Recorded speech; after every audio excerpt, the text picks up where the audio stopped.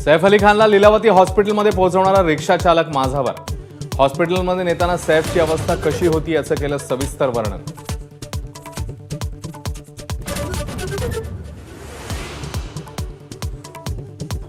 सैफ अली खानवरच्या हल्ल्याचा तपास करण्यासाठी तब्बल 35 टीम्स तयार। मुंबई पोलिसांच्या 20 तर क्राईम ब्रांचच्या 15 टीम करणार तपास। हल्लेखोराचा आणखी एक सीसीटीव्ही फुटेज समोर, पण हल्लेखोर अजूनही मोकाट।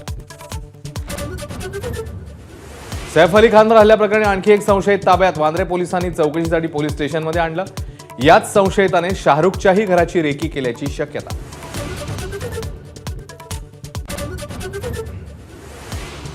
हल्ल्यानंतर सैफच्या पाठीत अडकलेल्या चाकूच्या तुकड्याचा फोटो समोर। सैफच्या पाठीचं ऑपरेशन करून चाकूचा अंदाजे 2.5 इंचाचा तुकडा बाहेर काढला। सैफ अली खानने हल्ल्यावेळी दाखवलेल्या धाडसाचं लीलावतीच्या डॉक्टरांकडूनही कौतुक। रक्तबंबाळ अवस्थेत एखाद्या घायाळ सिंहासारखा तैमूरला घेऊन हॉस्पिटलमध्ये आल्याची डॉक्टरांनी दिली माहिती।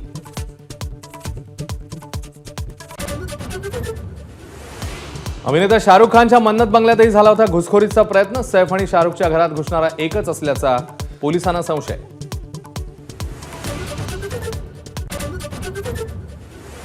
वाल्मिक कराडचे दुसऱ्या पत्नीच्या नावाने पुण्यामध्ये आणखी 3 फ्लॅट। एबीपी माझाच्या इन्व्हेस्टिगेशनमध्ये माहिती समोर। हडपसरच्या एमानोरामध्ये 2 आणि खडकीला 1 फ्लॅट।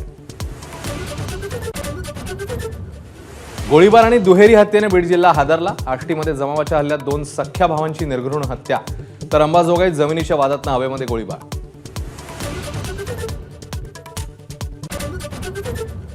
संतोष देशमुख हत्या प्रकरणी नियुक्ती झाल्यास अनेकांकडून राजकारण होईल असं उज्ज्वल निकम यांचं मत। फडणवीसांची माहिती, तर निकमांची नियुक्ती झाली पाहिजे, धनंजय देशमुखांनी केली होती मागणी।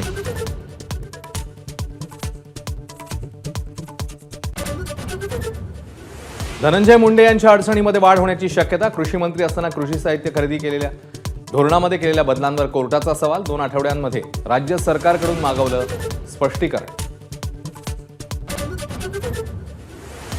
संभाजीनगरमध्ये लाडक्या बहिणींचा प्रामाणिकपणा लाभ नाकारण्यासाठी स्वतःहून केले अर्ज। गेल्या 8 दिवसात 10 ते 12 अर्ज दाखल।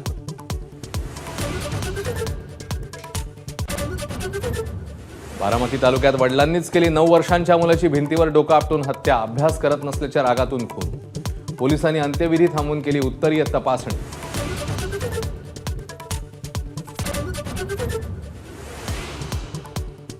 पारधी समाजाच्या विद्यार्थ्यांना जात प्रमाणपत्र देण्यातल्या दिरंगाईची होणार चौकशी। माझाच्या बातमीची महसूल मंत्र्यांकडून दखल।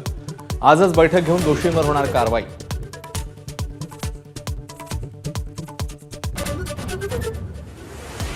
पाकिस्तानचे माजी पंतप्रधान इम्रान खान यांना 14 वर्षांच्या तुरुंगवासाची शिक्षा। इम्रान आणि पत्नीला अटक करण्याचे आदेश। अल कादिर ट्रस्ट प्रकरणी झाली शिक्षा।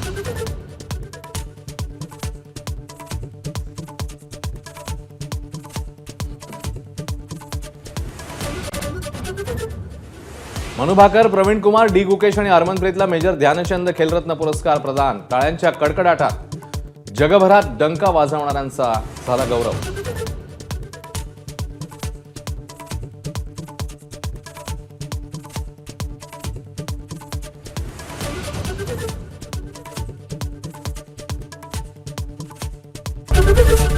एबीपी माझा, उघडा डोळे बघा नीट।